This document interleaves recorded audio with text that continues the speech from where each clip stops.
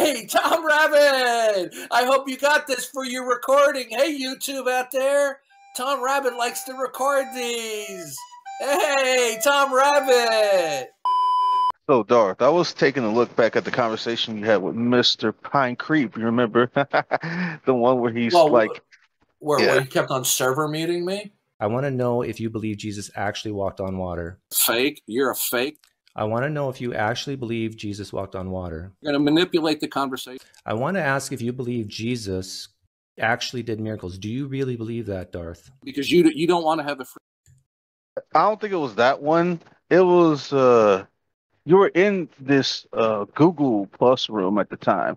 It was a Google Hangout. Oh, yeah. Yeah, he was creepy there, too, as well. Yeah, I can give you the video. I was looking. Pine Creek is a cringe-worthy YouTuber. Okay, he's arrogant, he's smug, he's conceited, and yet he claims he only wants to bring on people that are easy pickings, right? When he had a call-in show and nobody was calling in and I called in and identified myself, and he wouldn't allow me to interact with him. He kept on muting me over and over again. And to show you what a weird person he is, he went back after that situation and then he added a laugh track to it. And you wanted to change the subject to talking about Jesus rather than talk about defending your worldview. Do you recall that? Yeah, is talking about Jesus bad? No, but you used it as a diversionary tactic. Yeah, he had essentially admitted that his propositions are arbitrary. But look, if Pine Creek really had a good intellectual background, he wouldn't have to resort to the kind of shtick that he does. Yeah, but also to go along with that, he was trying to make this little stupid argument of his, giving his basic shtick about the "tell me about Jesus" thing, and it was just so hilarious because he had also added earlier this notion about, well, there's many people who present the presuppositional view who hadn't even heard of that, like in their initial conversion to being a Christian. And he had made this little dumb point about, well, they just present that sort of line of reasoning to cover up for the fact that they don't want their position to be falsified. They're trying to resist falsification, in other words. That's a complete misrepresentation of it. What the biblical presuppositional position is a re-examination of what God has said in the Bible and recognizing that we can't be neutral and we shouldn't approach unbelievers as though they were neutral. We can explain we can give evidential and historical explanations as to why we believe what we believe about Jesus, the resurrection, why we believe the scripture is inspired. That's perfectly fine to do. But once somebody has rejected that, okay, right, and that is presenting the Christian worldview, we are no longer going to recapitulate what has already been presented to that person who they've now rejected, okay? We then go on to show that the denial of what God has revealed is untenable. It's not coherent. It cannot be defended. Okay. Yeah, he says some dumb. Yeah. What he wants us to do is to get on a never-ending treadmill of representing the historical reasons for Jesus, which he has already rejected. Okay. What he refuses to deal with is us saying, okay, you know about Jesus, you know about the historical argumentation, and you reject it. So we're not going to go over this over and over again. Well, you can sit there picking your nose and going, right? We're then going to show you that the historical line of reasoning for Jesus from history and from the scriptures, that the rejection and denial thereof is metaphysically catastrophic. It's self-annihilating philosophically. That's the biblical presuppositional view. For example, 2 Corinthians chapter 10, verse 5, we are destroying all speculations and every lofty thing that raises itself above the knowledge of God. So Pine Creek does not know what the F he's talking about when it comes to biblical presuppositionalism. Okay?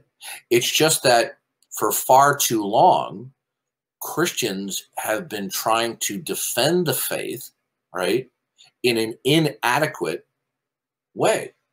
Van Til himself was not opposed to historical apologetics. He just simply pointed out, and by the way, he said there are others there at Westminster Seminary that were vastly better at giving historical apologetics.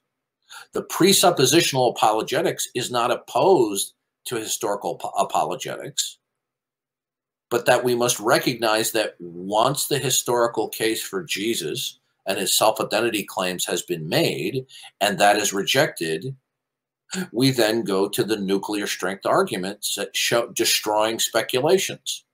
So Pine Creek doesn't know what he's talking about. He's just a smarmy, cringeworthy person who's smug. Why would he say, tell me about Jesus, when he's already studied theology? He already was a professing Christian for many years, and a churchgoer and a Bible reader, and studying theology according to him. Yeah. To piggyback off of what you just said, the funny thing is that when you understand Christian theology, the Bible talks about in everything that we do it to glorify Him, and everything we say and everything we in every way we live, that we're to do it for the glory of God. And when he's saying, "Tell me about Jesus," in a sense, we are talking about Jesus. When we give good. Jesus said, Jesus said, "I am the Alpha and the Omega," which means Jesus is saying that he, as being qualitatively God, is the ultimacy of reality, and the non-acceptance thereof results in incoherency and absurdity. And this is what we're presenting.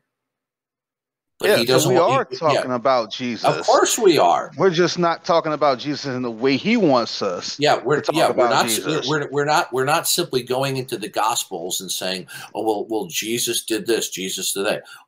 Look, Pine Creek is a disingenuous, devious, cringeworthy, deceitful atheist YouTuber.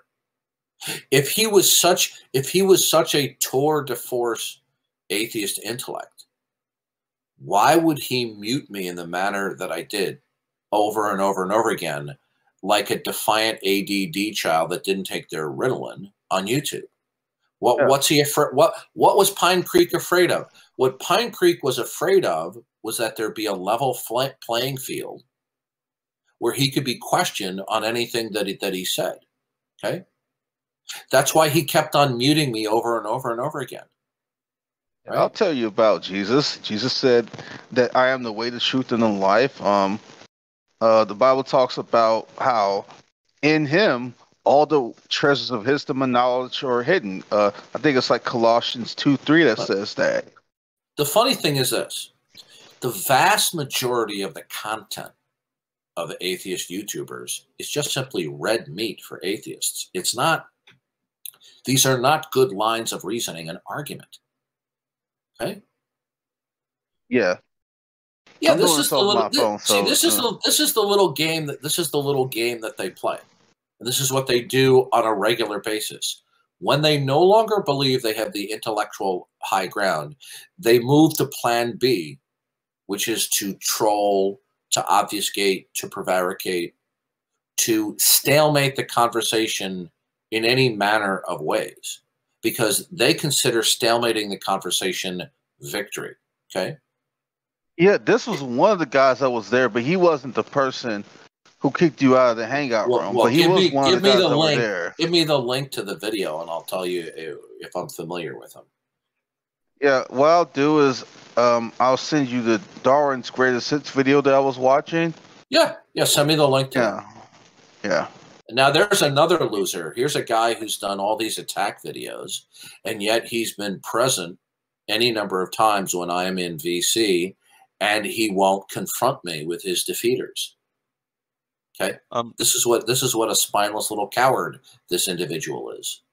See, I don't fear any atheist, whether they're professional or not, because I know the secret. Okay, and the dirty little secret is they're bluffing. Okay, they got nothing. Why do you think it is that Massimo Pallucci folded like a cheap Boy Scout tent. Guy had 2 earned PhDs. He's an atheist firebrand. And when I got to question him, he folded. Oh yeah. Not only did Mr. Pine Creep and others come off as really ugly people, but in Pine Creep's case, he just looks really, really sick. He just looks sick as a person. There's something about him that's just seriously off-putting. He's very cringeworthy. Very cringeworthy. Somebody was speaking up. The whole goal of presuppositional apologetics is to shut the mouths of unbelievers, and that's what Darth Dawkins' mission is. But it doesn't work. Presuppositional apologetics doesn't work for that, because here I am talking. By the way, did you get that, Tom Rabbit?